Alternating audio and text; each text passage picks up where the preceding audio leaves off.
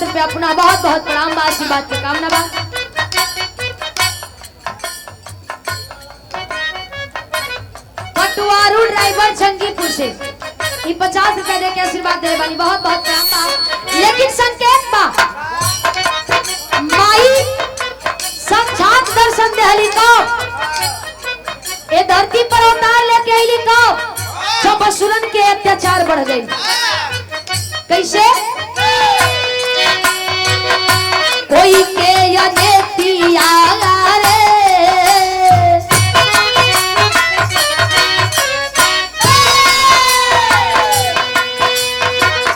कोई के यनेतिया रे जगतिया लेना चले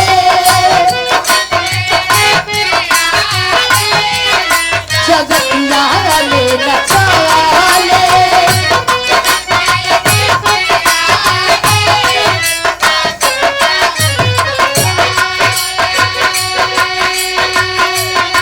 कोई के जगतिया जगतिया में ना चले।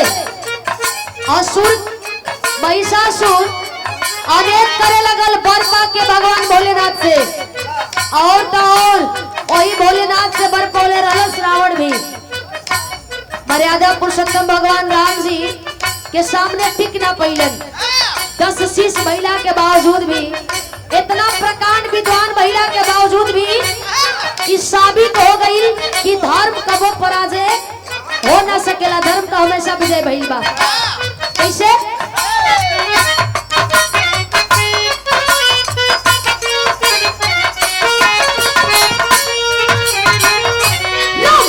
असुर के महिषासुर होला लावा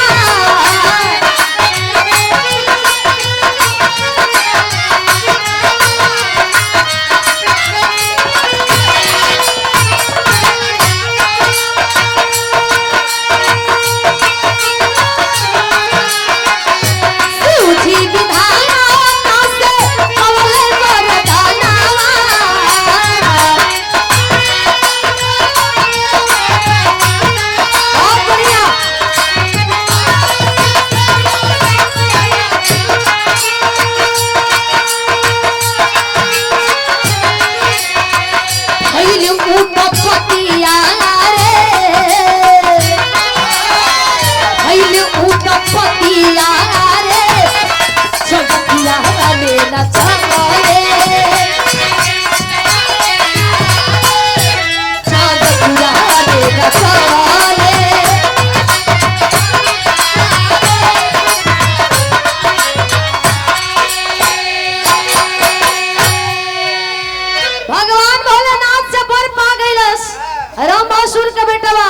महिषासुर आज जब बर पड़ोस तो उत्पात मचावे लगल। कैलाश का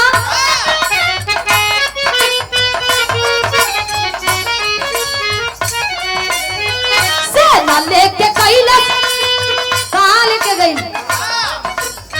सेना लेके कैलाश इंद्रलोक पर चढ़ाई।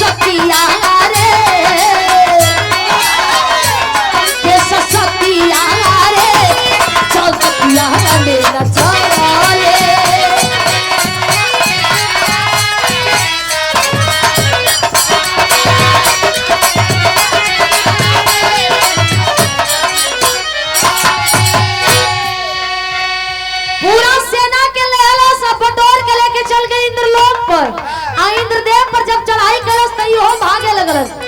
जेकरे माया से जेकरे डर से तीनों लोग थर्रात रहल।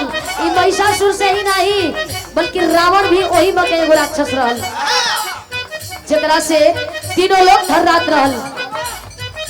लेकिन भयल का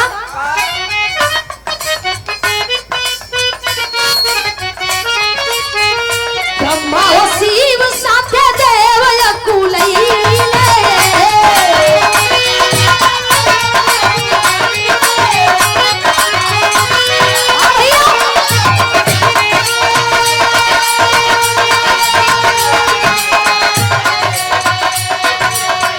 विष्णु के साथे फिर सागर में सबैले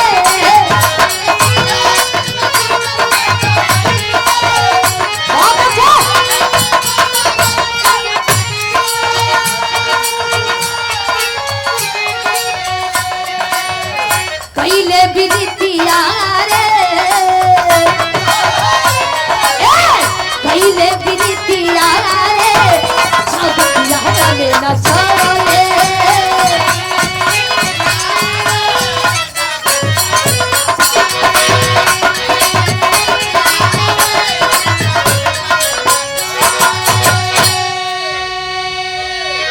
ब्रह्मा जी शिव जी सभी लोग भाग के गैलन कहा विष्णु जी के पास वही क्षीर सागर में दोहाई सरकार जान बचा ले ही विनती बा अब लगता कि धर्म ना बची लेकिन भैल का सब जानी मिल के मंथन करत हुआ अपन अपन विवेक अपन अपन बुद्धि अपन अपन शक्ति के प्रयोग करत हुआ कैसे सबके हो शांति से तेज महरिया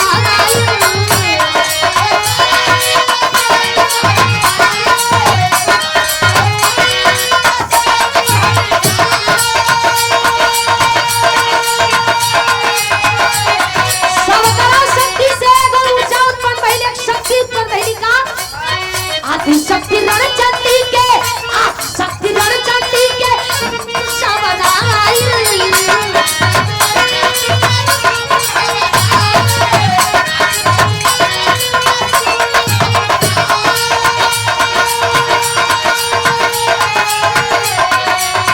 चलल बाटे चोटिया रे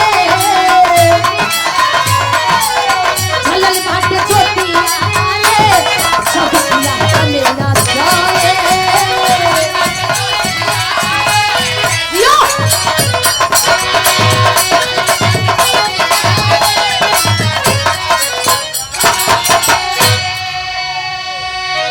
आखिरकार आदि शक्ति रणचंडी जब सकरा शक्ति से अवतार लेहली तो चलल है ज्योति जलल है गो आस का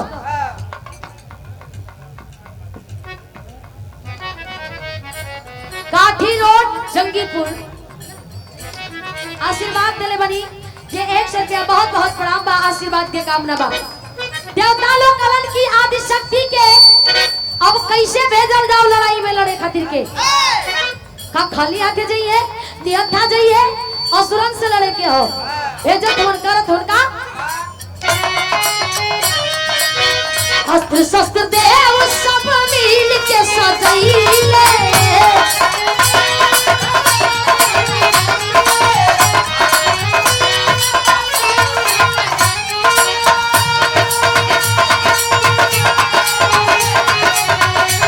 शक्ति लड़ चंडी के काबू जगैले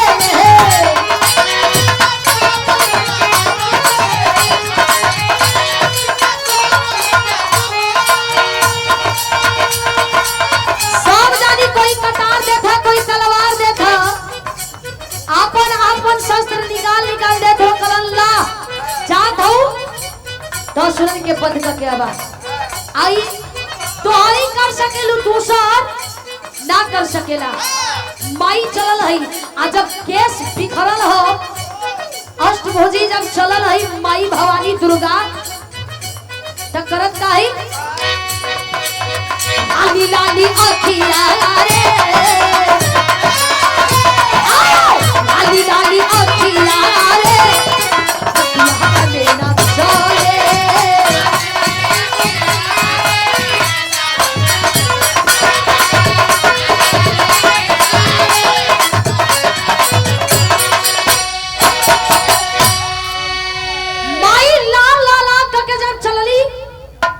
निकाल के एकदम कटार लेके एक हाथे खप्पर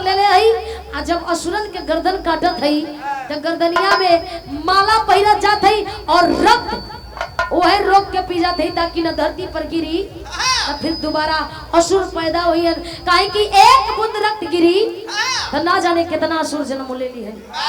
यही से काटत जाती खुनवा पियत जात है। यही से बतावल गइल बा कि जब जब धरती पर अत्याचार बढ़ल बा तब तब कोनो न कोनो रूप में आदि शक्ति नारी भवानी आके धर्म के बचौले बड़ी।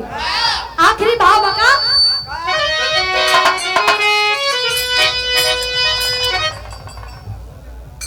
सुरेश ठेकेदार अरशदपुर आशीर्वाद दिले बानी 21 रुपया बहुत बहुत प्रणाम बा। और ये विरहा गायक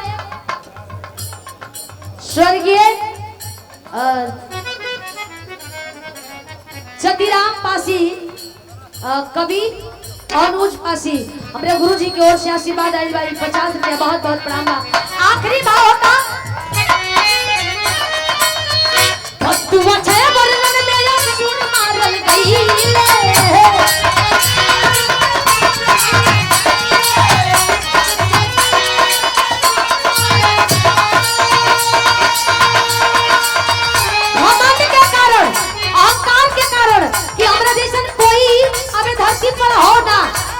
असुर मारल गईला। वही असुर में से एक राक्षस रावण भी रहल। अपने मय के कारण भगवान मर्यादा पुरुषोत्तम राम जी के बाण से मारल गई और खुद का उसका भाई ही उसका साथ नहीं दिया क्योंकि वो जानता था कि ये पापी है, ये अधर्मी है। इसका साथ अगर मैं दूंगा तो मैं भी इसके साथ इसके श्रेणी में आ जाऊंगा। भक्तुआ छे वर्णन में असुर मारल गईले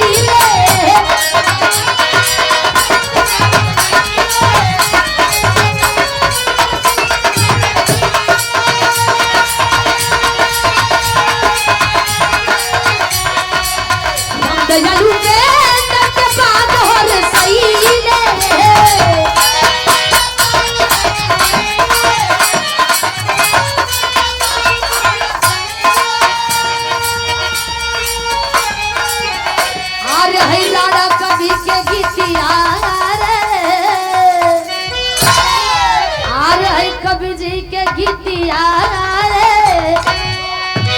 जगतिया में न चले